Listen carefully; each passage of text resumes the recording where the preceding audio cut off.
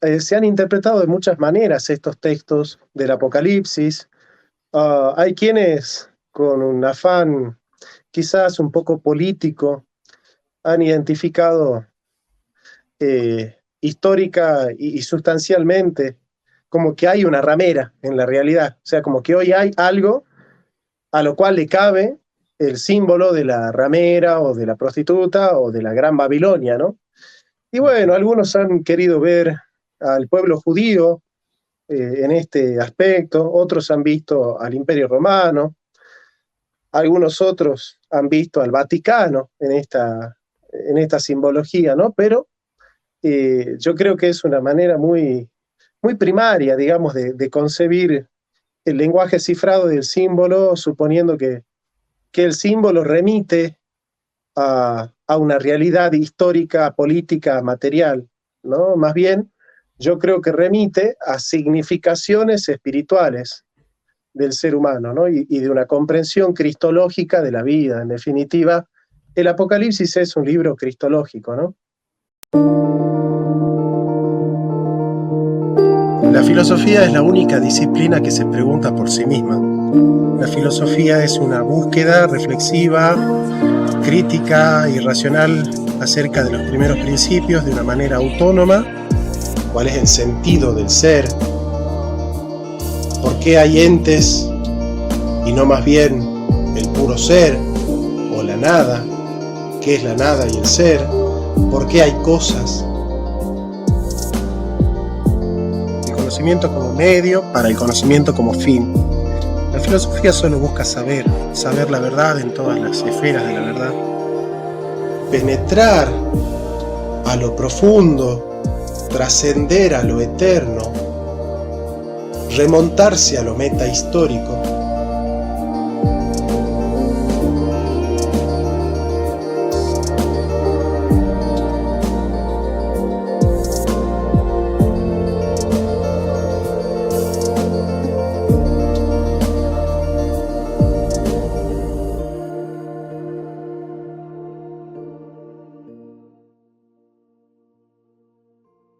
Bien, un saludo muy especial a todas las personas que nos acompañan en esta tarde. Me encuentro aquí con el profesor Jonathan Ramos. Lo he invitado para conversar, no agotar la complejidad de este símbolo, pero sí conversar de manera amena y de manera inteligible. ¿Qué significa, cierto, esta imagen pues para algunos fascinante, para otros aberrante, pero esta imagen que llama poderosamente la atención, que es en Apocalipsis capítulo 17, cuando nos habla de una bestia con 10 cabezas y con una prostituta vestida de rojo, embriagándose con la sangre de los inocentes. ¿Qué significa esto? Es un símbolo del pasado, es un símbolo del presente, es un símbolo del futuro, es una simple metáfora. ¿Cómo entender este símbolo y cómo verlo manifestado, ya sea en la historia presente, pasada o futura? Entonces, esa es la idea, profe. Gracias por la invitación. No sé si desees comentar algo para abrir.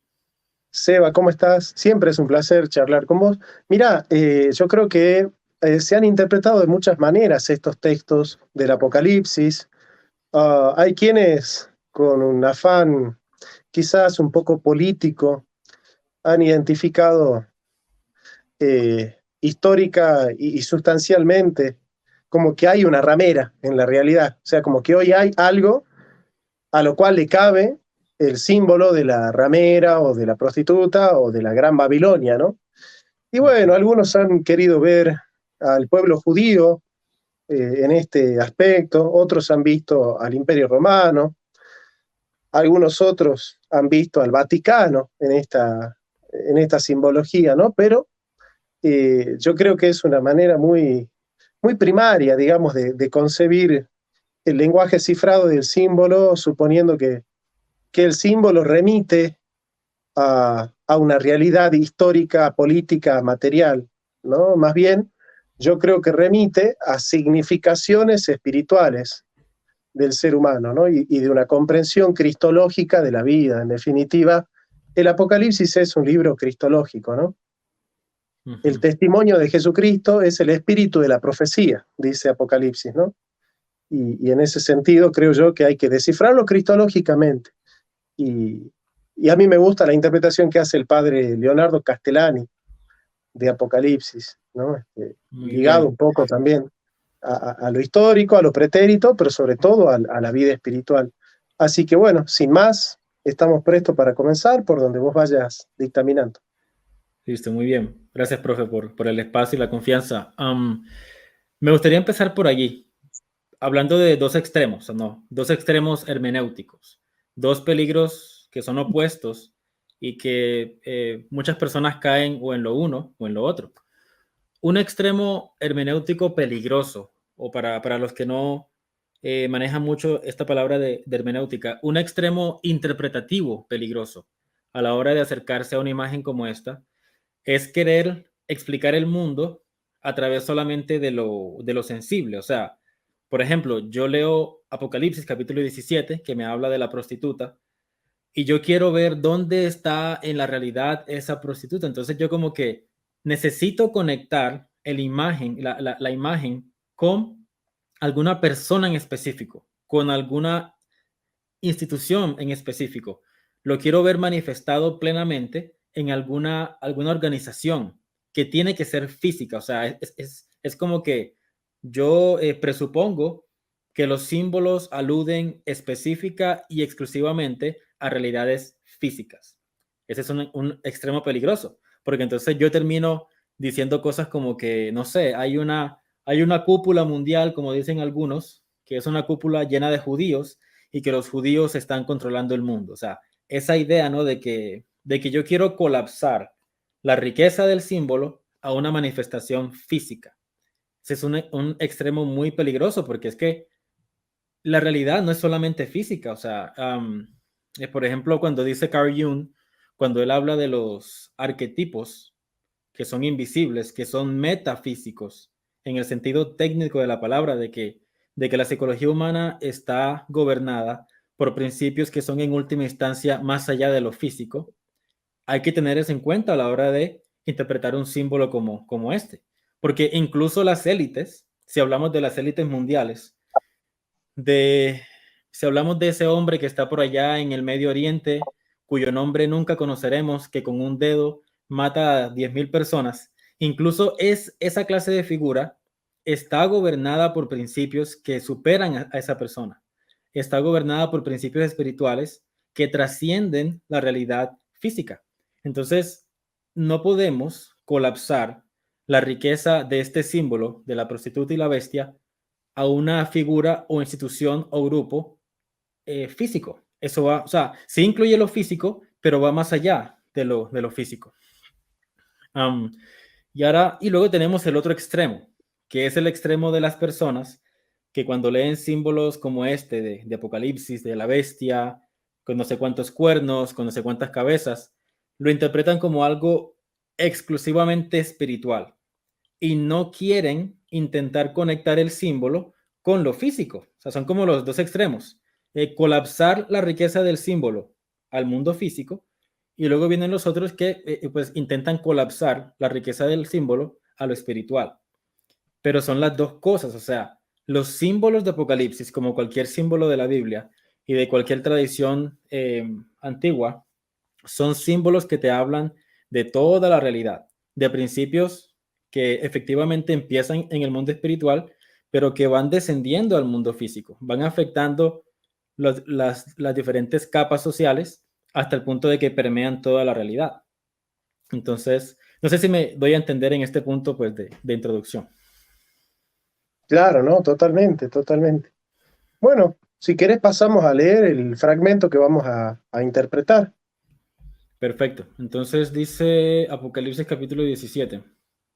Sí, el 18 también es pertinente, pero no hace falta leer, ¿no? El 18. Ok, si da el tiempo, pues lo podemos abarcar, pero si no, empecemos con Bien, entonces, bueno, ¿lo deseas leer vos o para? sí, sí, sí, lo leo. Dice, vino entonces uno de los 7 ángeles que tenían las 7 copas y habló conmigo diciendo, ven acá y te mostraré la sentencia contra la gran ramera, la que está sentada sobre muchas aguas. con la cual han fornicado los reyes de la tierra, y los moradores de la tierra se han embriagado con el vino de su fornicación. Y me llevó en el espíritu al desierto, y vi a una mujer sentada sobre una bestia escarlata, llena de nombres de blasfemia, que tenía 7 cabezas y 10 cuernos. Y la mujer estaba vestida de púrpura y escarlata, y adornada de oro, de piedras preciosas y de perlas, y tenía en la mano un cáliz de oro lleno de abominaciones y de la inmundicia de su fornicación. Y en su frente un nombre escrito, un misterio: Babilonia la Grande, la madre de las rameras y de las abominaciones de la tierra. Vi a la mujer ebria de la sangre de los santos y de la sangre de los mártires de Jesús. Y cuando la vi, quedé asombrado con gran asombro. Y el ángel me dijo: ¿por qué te asombras? Yo te diré el misterio de la mujer y de la bestia que la trae, la cual tiene 7 cabezas y 10 cuernos. La bestia que has visto era y no es, y está para subir del abismo e ir a la perdición, y los moradores de la tierra, aquellos cuyos nombres no están escritos desde la fundación del mundo en el libro de la vida, se asombrarán viendo la bestia que era y no es y será. Esto para la mente que tenga sabiduría. Las 7 cabezas son 7 montes sobre los cuales se sienta la mujer. Y son 7 reyes. 5 de ellos han caído. Uno es, y el otro aún no ha venido. Y cuando venga es necesario que dure breve tiempo. La bestia que era y no es también el 8º, y es de entre los 7, y va a la perdición. Y los 10 cuernos que has visto son 10 reyes, que aún no han recibido reino, pero por una hora recibirán autoridad como reyes juntamente con la bestia. Estos tienen un mismo propósito y entregarán su poder y su autoridad a la bestia. Pelearán contra el Cordero, y el Cordero los vencerá, porque Él es Señor de señores y Rey de reyes, y los que están con Él son llamados y elegidos y fieles. Me dijo también: las aguas que has visto donde la ramera se sienta son pueblos, muchedumbres, naciones y lenguas. Y los 10 cuernos que viste en la bestia, estos aborrecerán a la ramera, y la dejarán desolada y desnuda, y devorarán sus carnes y la quemarán con fuego. Porque Dios ha puesto en sus corazones el ejecutar lo que Él quiso, ponerse de acuerdo y dar su reino a la bestia hasta que se cumplan las palabras de Dios. Y la mujer que has visto es la gran ciudad que reina sobre los reyes de la tierra. Muy bien. Muy interesante. Empezando por los primeros 2 versículos. Y una nota en cuanto a la interpretación. Muchos exégetas modernos, ellos dicen, claramente, la gran ramera, sentada sobre la bestia, es Roma. Lo dicen, no, claramente es Roma, ¿no? Porque te habla de las 7 colinas, y cuando haces una investigación geográfica, efectivamente Roma estaba ubicada sobre 7 colinas y todo esto. Y lo que hay que entender es que los símbolos explican la realidad de una manera que va más allá de un punto específico de la historia. Eso hay que entenderlo. Porque la gran ramera... Son metahistóricos. Sí, son metahistóricos. Entonces, la gran ramera, en efecto, es Roma, pero no es solamente Roma. Nosotros podemos leerle... Utiliza Roma como un símbolo, como una metáfora de otra realidad que es suprasensible y suprahistórica. Exacto, o sea, Roma es solamente una iteración de un patrón, es el patrón de la tiranía. O sea, la gran ramera pues sentada sobre la bestia es la imagen de la tiranía, con algunos detalles que los vamos a expandir. Entonces, si por ejemplo, si nosotros nos ponemos a leer los últimos 2000 años de historia occidental, vamos a encontrar muchas rameras sentadas sobre muchas bestias, o sea, porque este símbolo es metatemporal. Entonces, en un sentido sí es Roma, y la referencia es clara, la gran ciudad sentada sobre las colinas, pero en un sentido no es solamente Roma, sino que hay que entender la lógica del símbolo para empezar a leer la realidad a través del símbolo, que es la idea, ¿no? Porque llega un punto donde uno empieza a dominar tanto este lenguaje simbólico que el lenguaje mismo empieza a informarnos de la realidad presente, pasada y también la futura. O sea, nos ayuda a entender la realidad de una manera metacognitiva, se podría decir. Entonces, eso es lo primero. Ahora, tenemos entonces que es una gran ramera sentada sobre muchas aguas. Y el texto nos interpreta esa idea de las muchas aguas. Dice que son los muchos pueblos, las multitudes, las muchas naciones. Esas son las muchas aguas.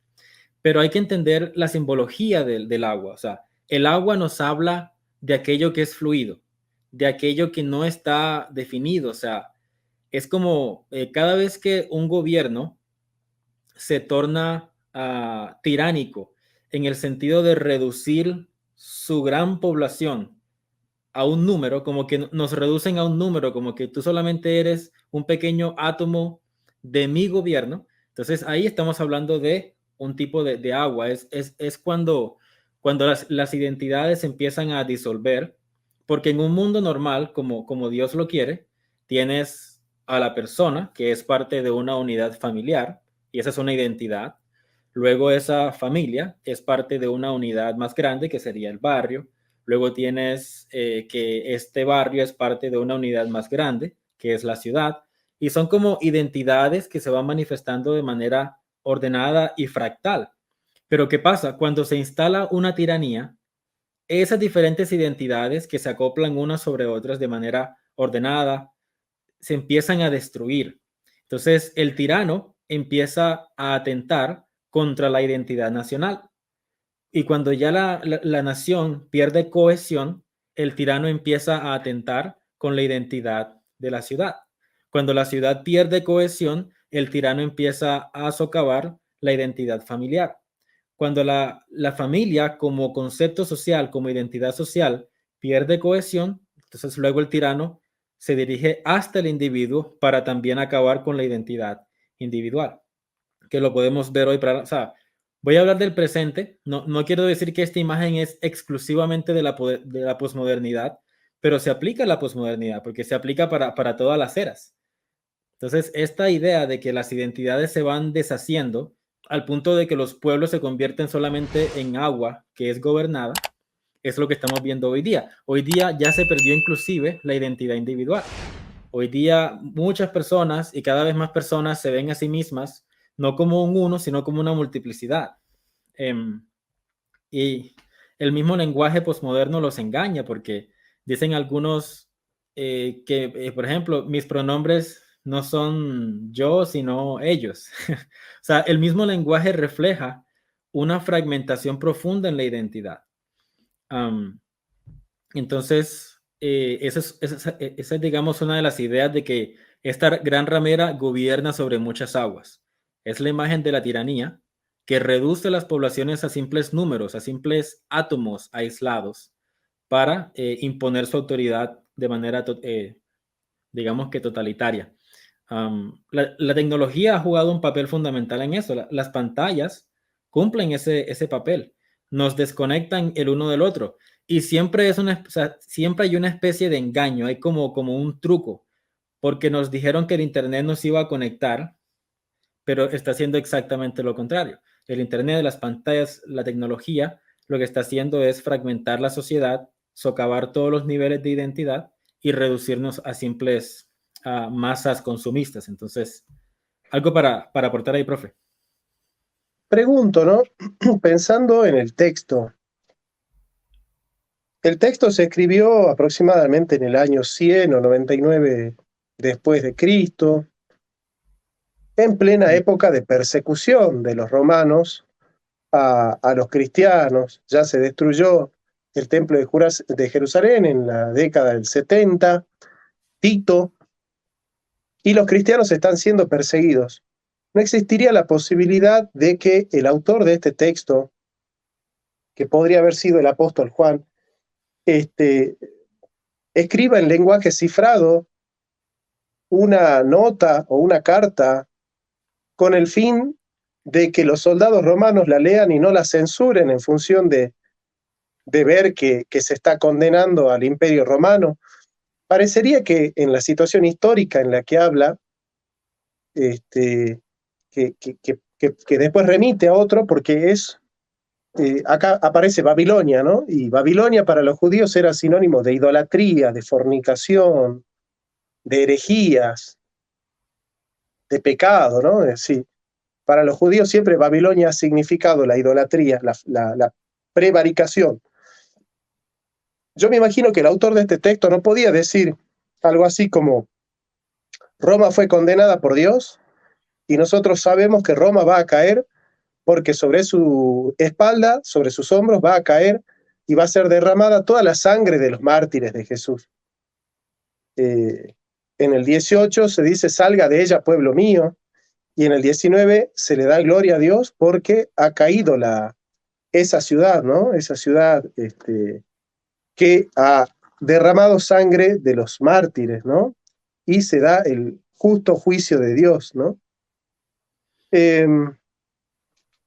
Y se me hace que se da esa fornicación porque esta ciudad efectivamente ha ultrajado a los siervos de Dios, ha utilizado la religión también para matarlos, se utiliza la púrpura y el escarlata y el cáliz de oro, ¿no? El oro es señal de nobleza, de reinado, y la púrpura y,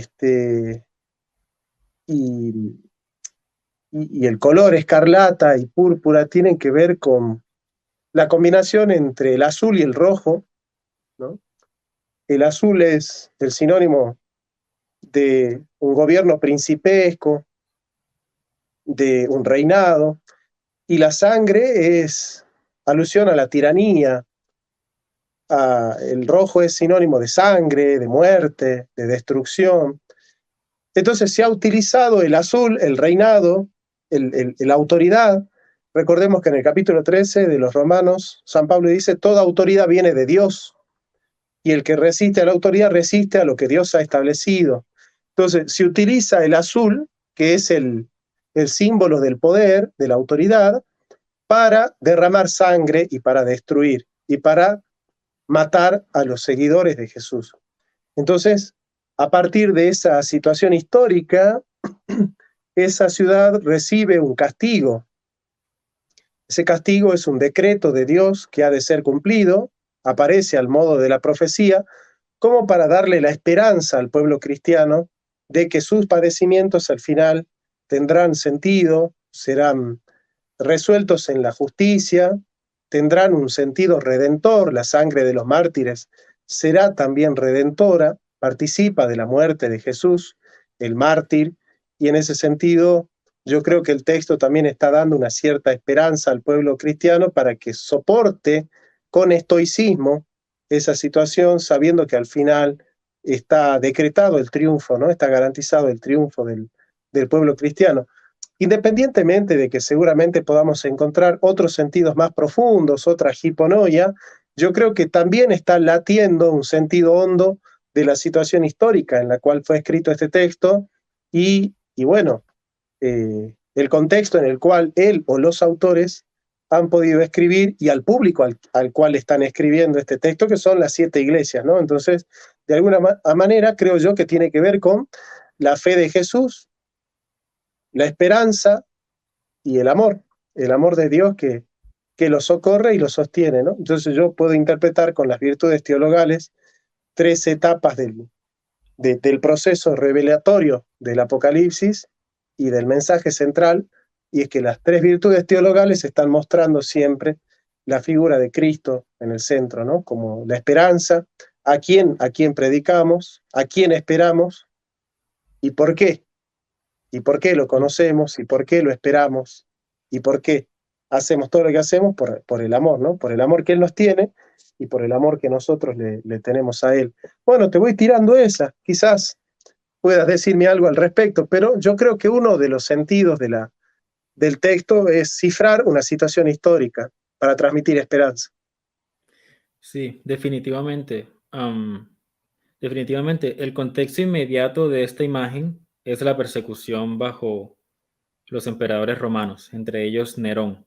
Eso es definitivo. Con respecto a si el lenguaje es cifrado para que no sea detectado por Roma, pues he escuchado la teoría antes, no estoy muy seguro, porque los romanos, o sea, el pensamiento, el lenguaje simbólico hasta antes de la modernidad era algo universal y los soldados romanos no eran ningunos, digamos, ningunos tontos, ellos podían intuir fácilmente leyendo los símbolos porque era la manera, era el Ujú. lenguaje común, pero más que un lenguaje críptico es un lenguaje simbólico, porque lo que quiere hacer Juan en Apocalipsis es, y es justamente la palabra apocalipsis. Él quiere develar qué es realmente lo que está sucediendo. O sea, como quien dice, él quiere decirle a los cristianos, esta es la narrativa del cielo,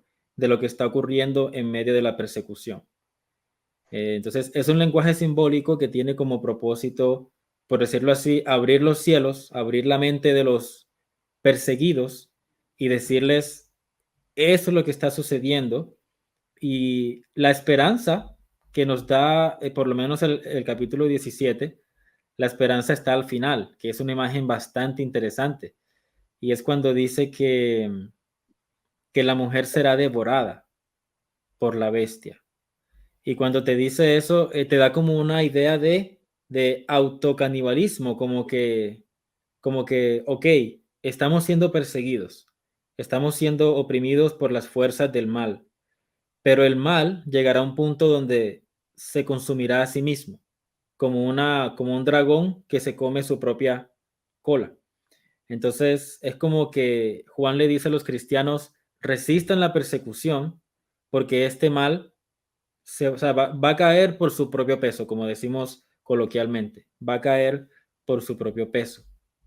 Um, Cuando dice el versículo 16, y los 10 cuernos que viste en la bestia, estos aborrecerán a la ramera y la dejarán desolada y desnuda, y devorarán sus carnes y la quemarán con fuego. O sea que el mal se va a consumir a sí mismo, es como la idea que nos da.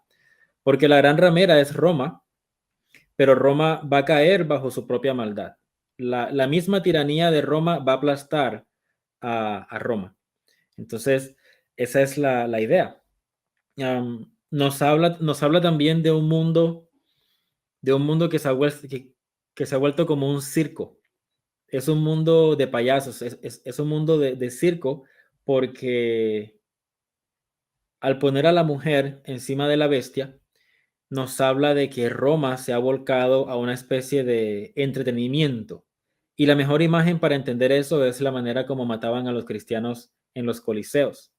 Los coliseos se llenaban de romanos y ellos iban a ese coliseo para ver a 5, 10, 20, 30 cristianos siendo devorados por los leones. Entonces, cuando dice que la ramera estaba embriagada con la sangre de los inocentes, es casi que una referencia directa a los martirios en los coliseos, porque ellos se embriagaban de alguna forma observando ese espectáculo, si es que se le puede decir espectáculo, de los leones devorando a los mártires. Entonces, es como un lenguaje simbólico que nos habla de embriagarse uno, entretenerse, consumir, mientras que vemos cómo los cristianos son martirizados. Entonces, se embriaga con la sangre. Ah, pero dice, Roma caerá por su propia maldad, será devorada por la bestia. Y es lo que pues vemos no solamente en Roma, sino en todas las épocas, donde cada vez que se levanta un tirano, él cae por su propio peso. Pero dice, son 7 reyes, ¿no? Ujú. Y curiosamente coincide el proceso histórico con los reyes de Roma, cuyo último rey tiene un sentido más enigmático, ¿no? Dice, son 7 cabezas y 7 reyes. Bueno, tenemos la dinastía Flavia, tenemos a Julio, que es el primero, César Augusto, la primera cabeza, César Tiberio, la segunda, César Calígula, César Nerón, Vespasiano, y dice 5 han caído. 5 de esos reyes han caído. Uno es, parecería que es César Domiciano, que coincide con más o menos la época en la cual se escribe el texto, y el otro ha de venir, pero es necesario que dure breve tiempo. Y, y el séptimo rey no aparece en el texto enigmáticamente quién es el séptimo rey, y se habla mucho del desolador. Se sabe que Apocalipsis tiene 404 versículos, de los cuales 270 hacen alusión al Antiguo Testamento. Y muchos han interpretado el Apocalipsis ligado también con el libro del profeta Daniel, y el profeta Daniel habla del hijo de perdición, el desolador, el príncipe de este mundo, el destructor. Y creo que la profecía de las 70 semanas también hace un poco alusión a este ámbito en el cual el pueblo cristiano es perseguido, es totalmente devastado, y claro que uno pierde sus esperanzas, ¿no? Cuando suceden persecuciones de ese estilo, hay un sentimiento de derrota, y si bien yo creo que podemos hacer una interpretación más ligada a lo espiritual, que podemos ir ahí, aparece claramente en Daniel, ¿no? Dice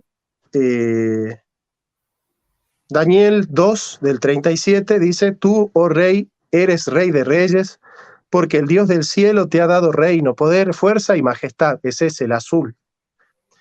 Y donde quiera que habitan hijos de hombres, bestias del campo y aves del cielo, Él los ha entregado en tu mano y te ha dado el dominio sobre todo. Viste que la bestia gobierna sobre muchas aguas, y las aguas son pueblos y muchedumbres, ¿no? Así es. Y tú eres aquella cabeza de oro. Y después de ti se levantará otro reino inferior al tuyo, y luego un tercer reino de bronce, el cual dominará sobre la tierra. Y el cuarto reino será fuerte como hierro, y como el hierro desmenuza y rompe todas las cosas, desmenuzará y quebrantará todo. Y lo que viste de los pies y lo dedos, y lo que viste de los pies y los dedos, y en parte de barro cocido de alfarero y en parte de hierro, será un reino dividido. Viste que el púrpura tiene una tensión entre el rojo y el azul. Hay un reino que está dividido entre el mandamiento de Dios, que es hacer justicia, y la prevaricación, que es matar a los cristianos, matar a los inocentes. Mas habrá en él algo de la fuerza del hierro, así como viste hierro mezclado con barro cocido. Y por ser los dedos de los pies en parte de hierro y en parte de barro cocido, el reino será en parte fuerte, porque destruye, y en parte débil, porque será condenado. Y así como viste el hierro mezclado con barro, se mezclarán por medio de alianzas humanas. La fornicación es alianza humana para, ¿no es cierto?, hacer pactos en contra del pueblo, ¿no? Pero no se unirán uno con el otro, como el hierro no se mezcla con el barro. Y en los días de estos reyes, el Dios del cielo levantará un reino que no será jamás destruido, ni será el reino dejado a otro pueblo. Desmenuzará y consumirá a todos estos reinos, pero él permanecerá para siempre. De la manera que viste que del monte, viste que aparecen los montes, ¿no? Acá también, fue cortada una piedra, no con mano, la cual desmenuzó el hierro, el bronce, el barro, la plata y el oro. El gran Dios ha mostrado al rey lo que ha de acontecer en lo porvenir, y el sueño es verdadero y fiel en su interpretación. Entonces el rey Nabucodonosor se postró sobre su rostro y se humilló ante Daniel, y mandó que le ofreciesen presentes e incienso. El rey engrandeció a Daniel y le dio muchos honores y grandes dones, y le hizo gobernador de toda la provincia de Babilonia y jefe supremo de todos los sabios de Babilonia. ¿Crees que tiene algo que ver? Sí, por supuesto. De hecho, cuando miras la estructura de esa visión es bastante clara. O sea, si nos enfocamos por un momento, vamos a enfocarnos por un momento en los materiales de cada parte de la estatua, ¿no? Y cuando vamos mirando, vemos que la cabeza es de oro. El oro en esa época se entendía como el metal más liviano, más precioso y más brillante. O sea, la cabeza era gloriosa. Luego tienes que cuando vas bajando, vas mirando la estatua, lo que sigue es la plata, que no es tan valiosa y brillante, no es tan gloriosa como el oro, pero sigue siendo gloriosa. Entonces es como si la Hay una estatua fuera degradación. hay una degradación, que en otras palabras es una jerarquía. O sea, lo que te presenta en una sola palabra esa visión es la jerarquía de todas las naciones del mundo. Ese es el simbolismo esencial de la visión de Daniel.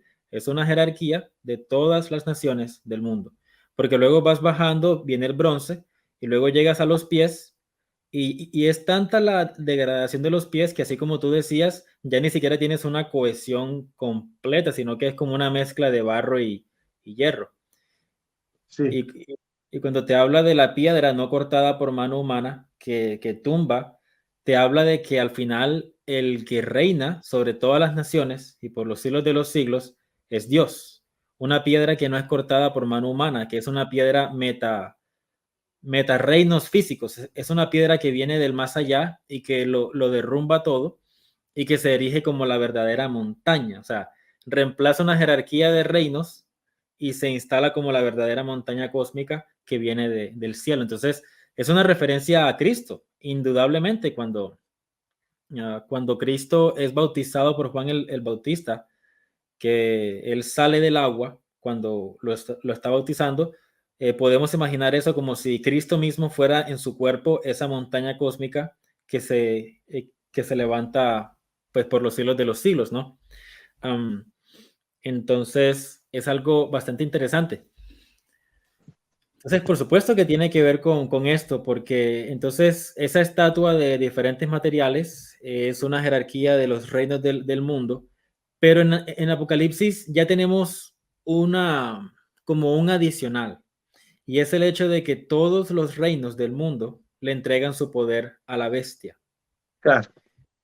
Entonces es como que ya ni siquiera tienes una sola estatua, una jerarquía de naciones, sino que todas las naciones se rinden un ente que las unifica, pero las unifica de manera caricaturesca. Mucho de Apocalipsis capítulo 17 es una caricatura de lo que Cristo es y de lo que Dios es.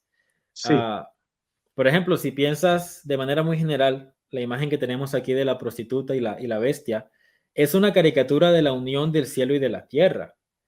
De hecho, es una inversión del cielo y de la tierra, porque según el lenguaje bíblico, y no es ningún misterio, por ejemplo, se nos dice que Cristo es el novio, o sea, se usa el género masculino, y esto puede ser pues polémico para algunos, pero se usa el género masculino para referirse a Cristo, y la iglesia, que somos todos nosotros, hombres y mujeres, la la iglesia esposa.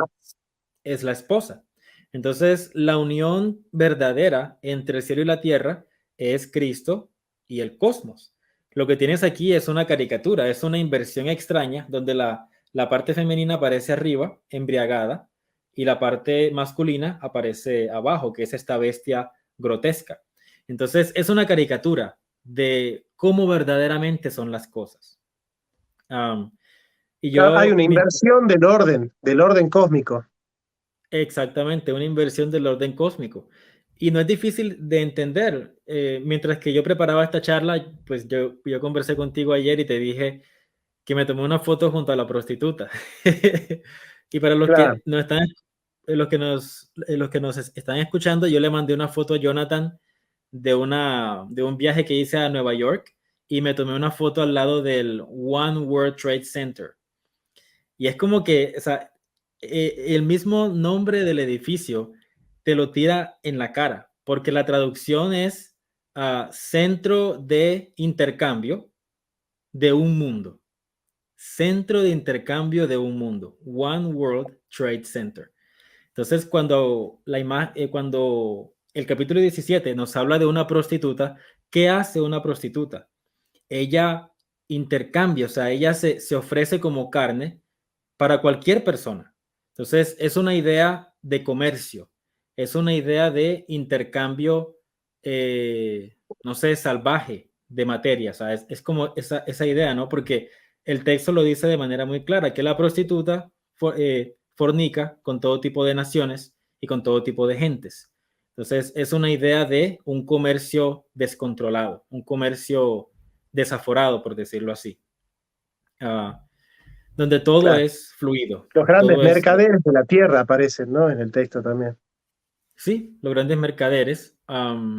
Y ya, pues más allá del ámbito comercial, también nos habla de un mundo líquido donde pues la población es reducida a, a carne, o sea, no sé, como si fuéramos pedazos de carne que simplemente podemos ser intercambiados de un lado a otro. Lo que dicen algunos antropólogos, por ejemplo, que el mundo se ha vuelto un mundo líquido. Bien.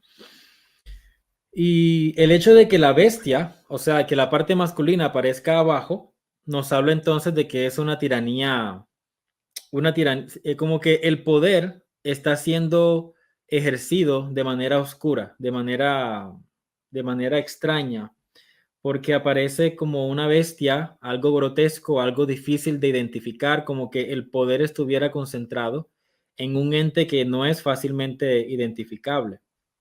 Ah, y que es una mezcla, una amalgama de reyes, es una amalgama de tiranos. Es como la idea que nos da eso. Sí, sí, yo creo que se habla mucho de la prevaricación también, y creo que de alguna u otra manera la mujer, que es la iglesia, eh, puede caer en esa tentación. Es decir, yo creo que acá, si bien no habla de eso, puede haber un principio que sí podría estar señalando el peligro de que la esposa de Cristo, que es fiel a Cristo, según los principios del Evangelio, se una con los reyes de la tierra, ¿no? Y entonces yo creo que también acá hay un principio de que la iglesia está llamada a salir de Roma. Acá hay un tema quizás polémico, y acá se me va a notar lo luterano un poco, ¿no? Siguiendo por el Lutero así esta interpretación. Eh, no habla muy bien de Roma el texto. O sea, el texto le dice al pueblo cristiano: salgan de Roma. Eh, ¿Por qué? Porque esa estructura está condenada. Esa estructura de gobierno político a través de la violencia y de la lanza, digamos, fue condenada por Cristo y está siendo condenada por el apóstol Juan en la visión. Y, y yo creo que cuando la Iglesia Católica se convierte en imperial y utiliza e irrumpe en la estructura señorial e imperial de Roma, y se convierte en el Sacro Imperio Romano, con Carlos Magno, por ejemplo, las reformas carolingias, yo creo que esa estructura imperial, de alguna u otra manera, también, ¿no es cierto?, pervierte los principios del Evangelio, donde no solamente fue condenada Roma, sino lo que significa Roma como dominación del pueblo, como control, como violencia, como usar la violencia en contra del pueblo. Y me parece que hay una cierta condena a ese tipo de mecanismos, que es justamente construir, digamos, de la Iglesia de Cristo una religión imperial.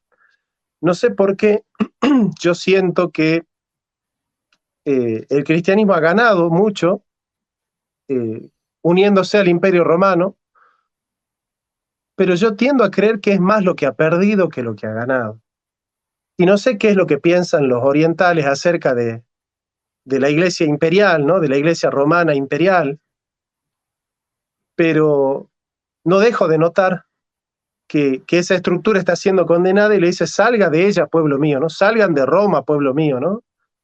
Este, Ujú. me, me Bueno, cuesta, me cuesta creer entonces que la iglesia cristiana tenga que ser romana, digamos, ¿no? sí, entiendo. Hay varias cosas que me gustaría comentar. Número uno, cuando uno empieza a leer estos símbolos, ¿no? De la prostituta sobre la bestia como una imagen de la tiranía oscura para dominación y para consumismo y todo esto, eh, es un patrón que ya uno luego lo empieza a ver en todas las iglesias y en todos los pueblos. No solamente en la católica. Por ejemplo, si hablamos de la iglesia oriental, a la par que estaba el Imperio Romano, bueno, hasta el año 1054 se manejaba un solo reino, entre Roma y Constantinopla. Era un solo reino. Luego llegaría el Gran Cisma, pero antes del 1054 era un solo reino. Y es algo bien interesante comparar la manera como, por ejemplo, la manera como el poder militar social interactuaba con el poder religioso. Se ve una diferencia interesante.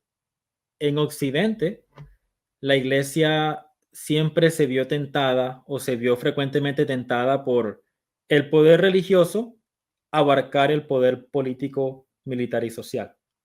Se ve como esa tentación, esa lucha que tuvo la iglesia y también pues, por circunstancias históricas, porque sabemos que por allá, creo que en los siglos, no sé si, no recuerdo exactamente en qué siglo vino un caos muy fuerte en Roma y el Papa prácticamente se vio obligado a ir más allá de su rol espiritual por la crisis que sufría Roma y le tocó entonces empezar a administrar recursos, empezar a traer orden. Entonces fue también por algo circunstancial que luego se fue convirtiendo en una tentación, la tentación de la iglesia romana por estar muy cerquita del poder militar, social y político. En Oriente tienes algo como lo contrario, y esto lo confirman hasta los mismos historiadores ortodoxos. Muchos historiadores ortodoxos de gran renombre, ellos lo dicen abiertamente, ellos dicen, si la tentación de Occidente fue una iglesia que se quería hacer con el poder militar y político,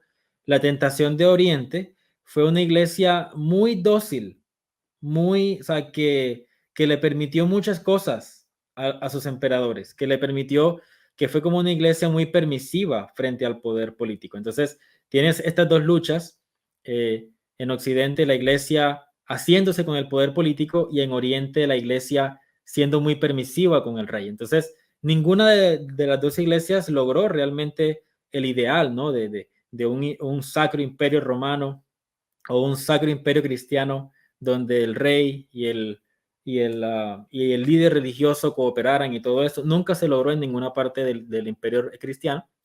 Y luego, si hablamos de iglesias más recientes, si hablamos de las iglesias reformadas, si hablamos pues ya más recientemente de las iglesias protestantes y pentecostales, también se ve el mismo patrón, pues solamente que lo ves en diferentes escalas. Hoy lo que tienes en Brasil en algunos aspectos es algo muy parecido. Tienes un pueblo evangélico muy grande, muy poderoso, que se está mezclando de manera peligrosa con lo político. Entonces, esa es la ventaja, Jonathan, de la lectura simbólica, que cuando entendemos la lógica interna del símbolo, nos damos cuenta de que no es exclusivo de Roma, sino que es un patrón de la realidad, No, por decirlo claro. así. Sí, no, no puede haber una unisemia de referencia, ¿no? Una referencia unisémica. Todo lo contrario, es polisémica porque está marcando una diversidad de significaciones.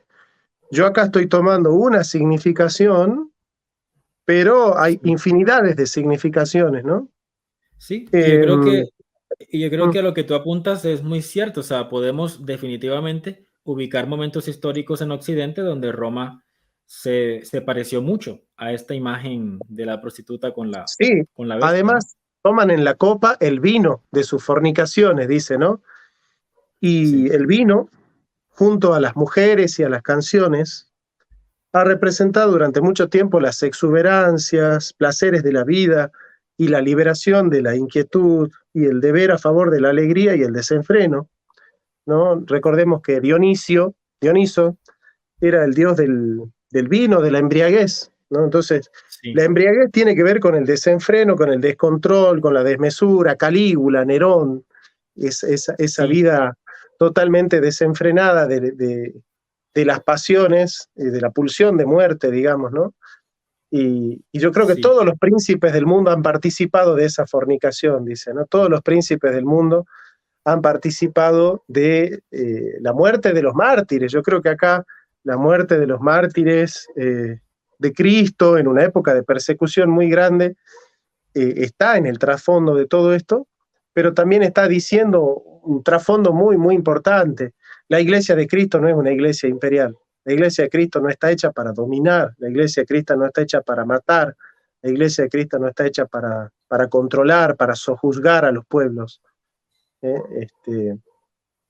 Creo que esa visión ministerial, hacerse pequeño y servir desde abajo, desde la humildad de Jesucristo, subvierte ese orden imperial, ¿no? Entonces, el mundo gobierna desde arriba para abajo con violencia, la iglesia enseña de abajo para arriba con amor y con servicio, y me parece que ahí hay un contraste importante en eso, que hace alusión a lo que en teología se llama el gobierno de la iglesia, el orden jerárquico de la iglesia, y bueno, yo no dejo de ver un gran problema cuando la iglesia utiliza la estructura del Imperio Romano para gobernar. A mí me hace mucho ruido, por ejemplo, cuando escucho Viva Cristo Rey, y si vos pones en Google, la imagen de Cristo Rey es un Jesús imperial, es un Jesús que está vestido con una capa, una corona de oro, un cetro imperial, y está sentado en el trono de Nerón. Me parece peligroso presentar a Jesús de esa manera. ¿Tendrá su simbolismo? Sí. Yo creo que se puede interpretar religiosamente, sí. Pero detrás de eso hay un sentido, lugar de la cristiandad, de la cultura cristiana, del gobierno cristiano, del imperio cristiano, de las guerras cristianas, de la sangre cristiana, de las muertes cristianas.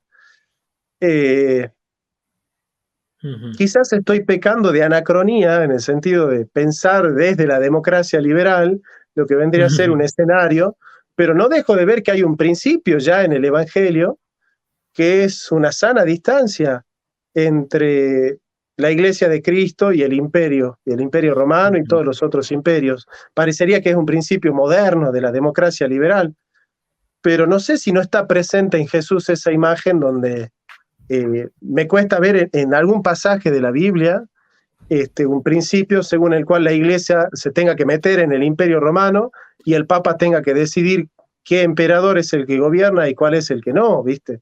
Me resulta extraño pasar de la simpleza y de la humildad de un carpintero de Galilea a la pompa y al lujo y a la lujuria de los papas renacentistas. Me parece que todo eso hace una eclosión, y yo creo que por esa eclosión es que tiene sentido Lutero, y Lutero viene a decirle a la iglesia romana, la iglesia romana es la gran Babilonia, la iglesia romana es esa ramera, porque los papas fornican con los reyes de la tierra y beben la sangre de los mártires de Cristo. Ya en esa época la iglesia católica se había cargado a Janus, a John Wycliffe, a grandes predicadores, Savonarola y tantos otros que estaban realmente reaccionando frente a la pompa y frente a la ignominia que representaba el Sacro Imperio Romano en todas sus variantes, ¿no?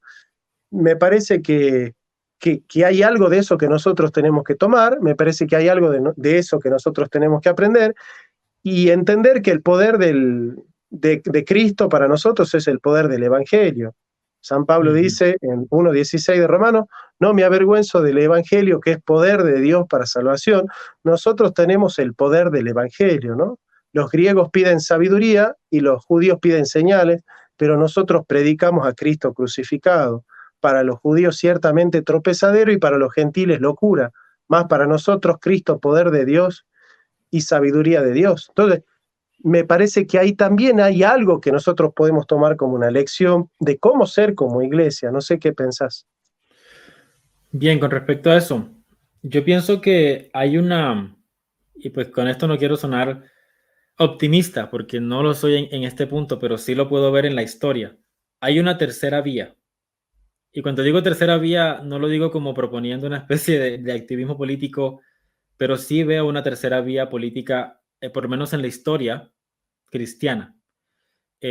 Por un lado tienes la Roma, el catolicismo romano que Lutero atacó, que incluso muchos teólogos católicos hoy día dicen era justo o entendemos por qué Lutero atacó esa baja escolástica, esa manera de usar el poder, esa clase de papado. Era justo que Lutero lo atacara, pero ese no fue el cristianismo romano de todos los siglos. Fue un momento decadente. Hubo otros momentos mucho más gloriosos y mucho más equilibrados entre el Papa y el emperador occidental. Lo mismo podemos ver en Oriente. Hay momentos muy oscuros en Oriente, donde el rey prácticamente hacía lo que le daba la gana con la iglesia y la iglesia lo permitía. Que te comentaba que era el problema contrario, que Oriente, la iglesia era muy permisiva con el emperador y muchas veces el emperador hacía cosas desastrosas y la iglesia se quedaba callada. Pero también hubo momentos gloriosos en Oriente, donde el equilibrio entre el rey y los patriarcas, si bien nunca fue perfecto, era algo impresionante, ¿no? Era algo muy, pues que uno pensaría que no es posible, pero que sí, y hay momentos en la historia. De hecho, hay reyes del Imperio Bizantino que son considerados santos, porque llegaron al trono, adquirieron la corona y por su estilo de gobierno se entregaron por el imperio. Vivieron por el imperio, defendieron el territorio de los enemigos, no se les dio el deseo de expandir el territorio, sino de mantener el orden, la prosperidad y todo esto, sin un deseo así sangriento de tiranía. Mejoraron, no sé, acueductos, literatura, bibliotecas, o sea, momentos muy gloriosos que tanto se vieron en Occidente como en Oriente. Entonces, yo no cierro la posibilidad, y esto pues puede ser muy polémico a estas alturas del siglo XXI, yo no cierro la posibilidad de una corona eh, equilibrada con el poder religioso, pero ya estamos, o sea, Ujú. ya estamos muy lejos de eso. Ya hoy día, por ejemplo, si nos ponemos a hablar de los partidos políticos y todo esto, ya ni siquiera se tiene una visión de qué es lo que se debería perseguir, porque por un lado tienes a los comunistas, a los posmodernistas, y por el otro tienes a la nueva derecha, que a mí tampoco me parece mucho de nueva. Entonces, ya ni siquiera se tiene el cuadro completo de cuáles son verdaderamente las opciones que se podrían buscar. Entonces, estamos ya muy lejos de eso, como para siquiera intentar hacer algo, ¿no? No sé si me Sí, explico. sí, me acordé de Federico Hohenstaufen, ¿no? Un príncipe de la cristiandad, ¿no? Un gibelino. Eh, Me parece que sí. De hecho, Santo Tomás está a favor del reinado, porque el reinado exige la virtud y la sabiduría, ¿no? Entonces, claramente la democracia se ha colapsado en todas Claramente, sus formas y yo creo que ensayar una nueva forma de gobierno, este, el principado o el reinado exigen la excelencia, ¿no? Entonces, me parece, me parece muy interesante lo que decís vos en el sentido del capítulo 13 de los Romanos, ¿no? Sométase toda persona a la autoridad porque no hay autoridad sino por Dios. Así claro. que es un tema muy rico en simbolismo, es un tema muy interesante. ¿Y qué clase de predicación querigmática podrías vos sacar de acá? ¿Qué conclusiones podrías sacar vos para la vida de hoy? ¿Y cómo podrías predicar a Cristo a través de este capítulo de Apocalipsis? ¿Dónde encontrás a Cristo en este capítulo?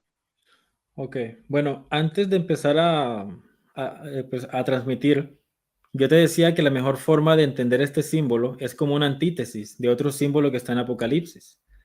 Y ese otro símbolo es es la mujer que está siendo perseguida en el desierto. Ahí está. Que si me preguntas de versículos que te hablan de un reino cristiano, este puede ser un ejemplo porque te habla de que es una mujer con una corona y que su corona son 2 estrellas. O sea, es una especie de coronación cósmica que recibe esta mujer, que es un símbolo de la iglesia, una coronación cósmica, una corona que es puesta en su cabeza por Dios mismo. Pero aquí yo quiero ser cuidadoso porque si no somos cuidadosos, alguien va a pensar que esta es una referencia directa al modelo de gobierno cristiano, no sé, específicamente contra lo que Lutero batalló, por ejemplo. Y no, o sea, no es así. Esto es algo anterior a la decadencia contra la que Lutero batalló. Entonces tienes esta mujer con una corona que es recibida por Dios mismo, una corona cósmica, que está siendo perseguida por la bestia, por el dragón y la bestia, y pues ella tiene que huir al desierto. Es un símbolo de la persecución y de cómo los cristianos tuvieron que resistir la persecución. El desierto siempre es un símbolo de cuando los cristianos luchan por, por experimentar la presencia de Dios. El desierto es cuando el mundo se vuelca contra los cristianos. El desierto es un símbolo de cuando los demonios, cuando las fuerzas que nos son adversas nos rodea. Entonces, esta mujer está en el desierto, es un símbolo claro de la persecución. El dragón, la bestia, la quieren matar, no logran matarla porque Dios la protege, a pesar de todas las cosas, Dios la protege. Es un mensaje de esperanza para los cristianos. Es como que Dios les dice, de momento estoy permitiendo que los demonios los rodeen, pero no voy a permitir que, pues como dijo Cristo, no permitiré que las puertas del Hades prevalezcan contra la iglesia. Y algo muy interesante de esta imagen es que no es una línea temporal. Este es un ejemplo claro de que los símbolos no son temporales, porque dice que la mujer está huyendo en el desierto con un bebé, claramente una referencia de Cristo, con un bebé, pero que luego ese bebé es arrebatado al cielo.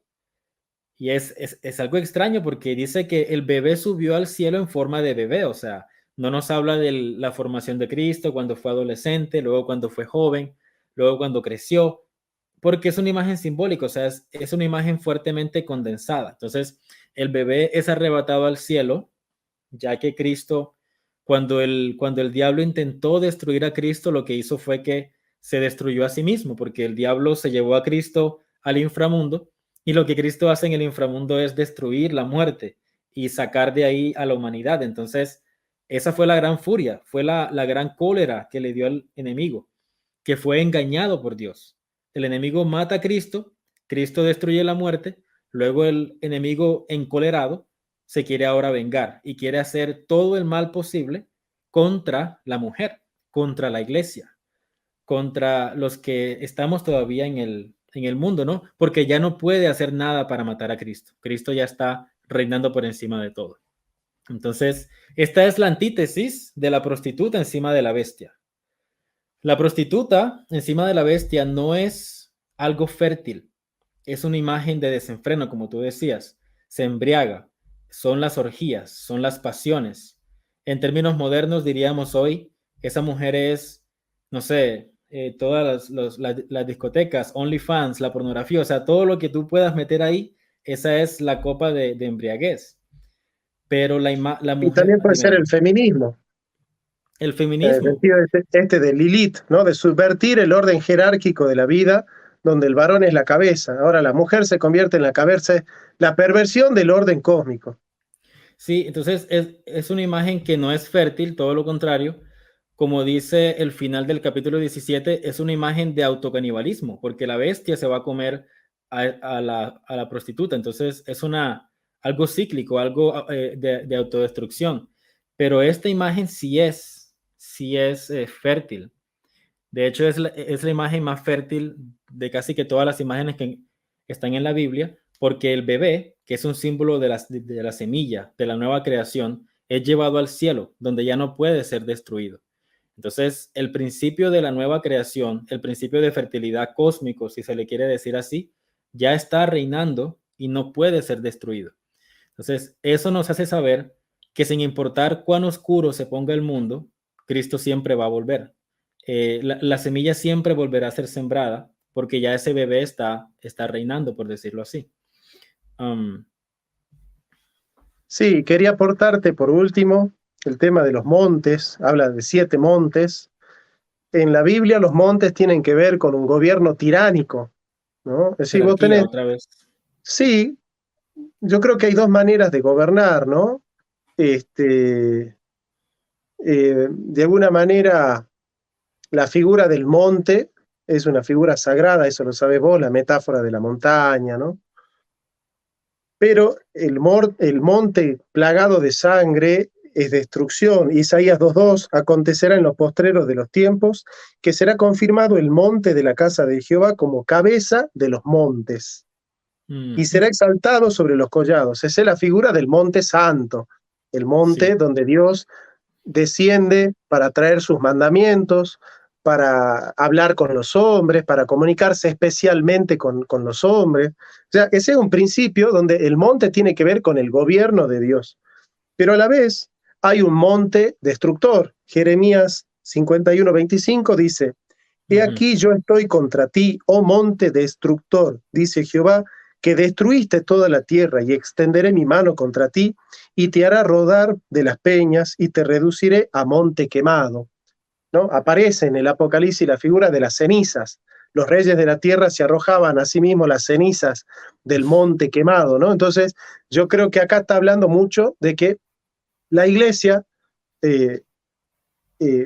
puede realmente convivir con un imperio que gobierna a favor del pueblo y con los principios del evangelio. Exactamente. Ese es el monte sagrado. Ahora, cuando el monte utiliza el poder dado por Dios, no para beneficiar al pueblo, sino, como dice Ezequiel 34, yo estoy en contra de los pastores que se apacientan a sí mismos y esquirlan a las ovejas, cuando se utiliza el poder dado por Dios, no para favorecer al pueblo y hacer justicia y liberar al cautivo y al oprimido, sino para sojuzgar al pueblo, yo creo que ahí viene la condenación. Entonces, la figura del monte en sí puede ser el monte santo y el monte quemado, y tiene que ver con cómo se utiliza el poder. Y quiero con esto darte la razón de lo que decías hace rato de la tercera vía, ¿no? Me parece que acá con los principios bíblicos podemos ver que el monte puede ser un monte de piedad, un monte santo, un monte donde gobierna a favor de la justicia y de la misericordia, o un monte de destrucción y de prevaricación, como ha sucedido con el Imperio Romano, que utilizó la autoridad dada por Dios, pero para hacer cosas que Dios no ha mandado, ¿no? Entonces, todo aquel que tiene autoridad dada por Dios, pero no hace lo que Dios manda, será condenado. Y me parece que eso también es un principio que puede surgir de este simbolismo del monte. Sí, de acuerdo. Ya como comentarios finales, claro, esa idea del monte de Sión gobernando por encima de todos los demás montes es parte del imaginario cristiano. Por ejemplo, cuando llegó Constantino y legalizó el cristianismo, puedes encontrar algunos padres cuya reacción fue negativa. Los puedes encontrar. Pero la gran mayoría de los padres y de los cristianos en esa época, cuando Constantino legalizó, fue algo positivo. Ellos lo tomaron como una victoria, porque vieron que estaban más cerca de esa visión, del monte de Sión erigiéndose por encima de todos los demás montes. Y fue entonces cuando Roma empezó a ser purgada del paganismo, de ese montón de ídolos y de dioses. Fue por eso. Correcto. Correcto. Mira, hoy podemos tener una mirada más positiva sobre Constantino. Sí, un poco más positiva, definitivamente. Entonces, sí, y bueno, esta es entonces la antítesis. Son dos símbolos que son como la cara opuesta uno del otro. Aquí también podemos hablar, por ejemplo, de la falta de fertilidad. Aquí entra el tema de los abortos. Cientos de miles, si no millones de bebés al año son asesinados. Entonces, es en contra de lo fértil, es en contra de lo humano. De la vida. Claro. Sí, de la vida. Entonces, sí, hay mucho más que se podría decir, pero fue un tiempo bastante grato por hasta ahora, sí. Seba, sí. Realmente yo creo que podemos meternos mucho más, hacer el correlato con Daniel y el Antiguo Testamento, pero sigamos haciendo estos temas simbólicos que nos permiten reflexionar, que nos permiten descubrir lecturas más ligadas a lo histórico, no en el sentido de la historicidad que denuncia Nietzsche en la segunda consideración intempestiva, sino la carga histórica que tiene el símbolo como un símbolo contextuado. Todo signo tiene una semántica ligada a una pragmática, y la pragmática del signo muchas veces le da un significado contextuado, que justamente por ser contextuado tiene la posibilidad de fomentar y de fermentar toda la vida, toda la vida. El símbolo puede fundamentar toda la vida. Así que para mí es un placer estar con vos, Seba, siempre. Listo, un gusto igualmente, Jonathan. Gracias por el tiempo y hasta una próxima ocasión entonces. Saludos para todos. Chao, amigos. Chao.